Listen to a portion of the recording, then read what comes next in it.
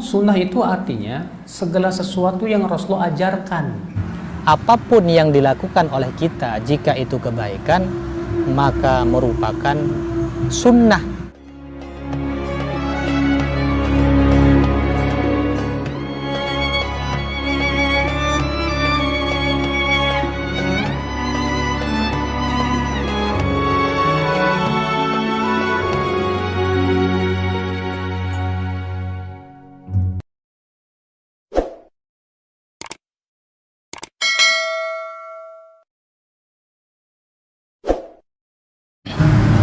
Ada satu hal yang saya kira tidak diketahui oleh orang-orang yang selalu mengajak kita umat Islam kembali kepada sunnah. Suatu hal ini tidak terpikirkan oleh mereka, yaitu sunnah hanya mereka batasi kepada sunnah Nabi. Padahal sunnah itu ada 3. Pertama, sunnah Nabi, yaitu perkataan, pekerjaan, dan takrir Nabi. Yang kedua, sunnatul khulafaur rasyidin, yang direkomendasikan oleh Nabi sendiri sebagai sunnah. Kemudian yang ketiga adalah sunnah yang artinya thoriqoh. Dan ini ada 2, ada yang hasanah, ada yang sayyi'ah. Thoriqoh hasanah, jalan yang baik, dan jalan yang buruk. Untuk sunnah Nabi saya kira tidak perlu dibahas di sini. Saya akan membahas tentang sunnah khulafaur rasyidin. Artinya Nabi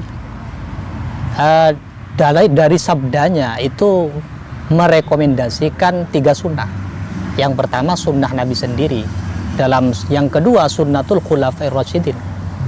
Dalam sebuah hadis, alaikum bisunnati wa sunnatil khulafair rasyidin. Nah, sehingga gagasan-gagasan yang dilakukan oleh khulafaur rasyidin semestinya itu dianggap sunnah, bukan suatu perkara yang bid'ah. Karena yang merekomendasikan sendiri sebagai sunnah adalah Nabi. Semisal azan kedua Jumat, nah ini merupakan sunnah, bukan bid'ah. Sehingga tidak benar dikatakan bahwa azan kedua Jumat itu sesuatu yang bid'ah. Dan upaya untuk menghilangkannya, saya kira itu juga tidak bisa dibenarkan. Kenapa? Karena merupakan sunnah khulafaur rasyidin, yaitu khalifah ketiga Sayyidina Utsman. Dan Nabi sendiri merekomendasikan azan kedua Jumat ini sebagai sunnah. Alaikum bisunnati wa sunnatil khulafair rasyidin. Hal lain yang merupakan bagian daripada sunnah khulafaur rasyidin adalah mengumpulkan tarawih secara berjamaah. Dan itu dilakukan oleh Sayyidina Umar. Dari dasar rekomendasi bahwa apa yang digagas oleh khulafaur rasyidin adalah sunnah, berdasarkan rekomendasi Nabi, maka mengumpulkan sholat tarawih secara berjamaah itu adalah sunnah, bukan suatu perkara yang bid'ah. Kemudian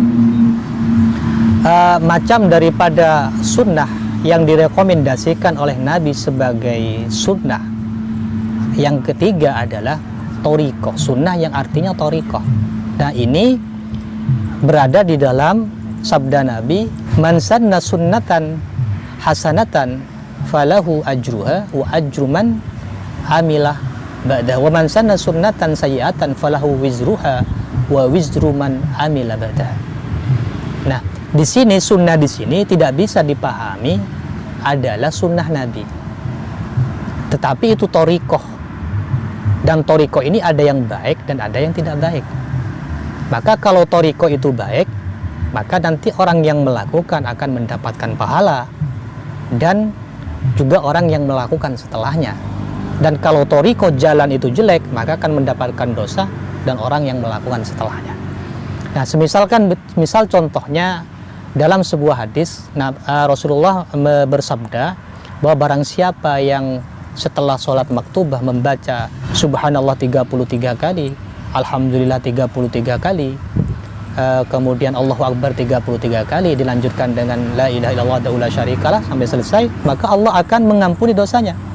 Walau kana mithla zabadil bahri, walaupun dosa orang itu seperti buih di lautan.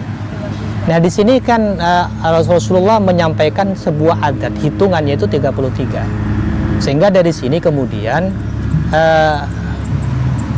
ada yang menggagas dengan menggunakan biji kurma. Kemudian dalam perkembangannya ada tasbih, dan mungkin sekarang ada tasbih digital, bahkan di HP pun juga sudah kita bisa menghitung wirid-wiridan itu. Nah, ini merupakan thoriqah hasanah, merupakan jalan yang baik, sehingga yang menggagasnya itu bisa jadi mendapatkan pahala, ya, yang menggagasnya mendapatkan pahala, dan orang yang melakukan setelahnya. Dan banyak hal yang seperti ini, semisal kita mengumpulkan orang-orang untuk berzikir, ya kan, zikir dianjurkan, kemudian kita menggagas mereka dikumpulkan untuk berzikir bersama, mengumpulkan orang-orang untuk bersolawat. Solawat dianjurkan, kemudian kita menggagas solawat itu dikumpulkan, dilakukan secara bersama-sama. Ini namanya sunnatan hasanatan. Nah, dan di sini bukan yang dimaksud bukan sunnah Nabi, karena kalau yang dipahami sunnah Nabi, maka berarti nanti sunnah Nabi itu ada sunnatan hasanatan dan ada sunnatan sayyiatan, dan ini tidak bisa dibenarkan. Sehingga dari sini kemudian kalau memang sesuatu yang dilakukan oleh Nabi tidak dilakukan oleh Nabi itu dikatakan bid'ah, maka ulama merumuskan ada yang hasanah. Namun menurut perspektif saya dari konsep sunnah tadi, bahwa apapun yang dilakukan oleh kita jika itu kebaikan, maka merupakan sunnah yang direkomendasikan oleh Nabi jika itu tidak pernah dilakukan oleh Nabi dan disaksikan di masa Nabi. Terima kasih.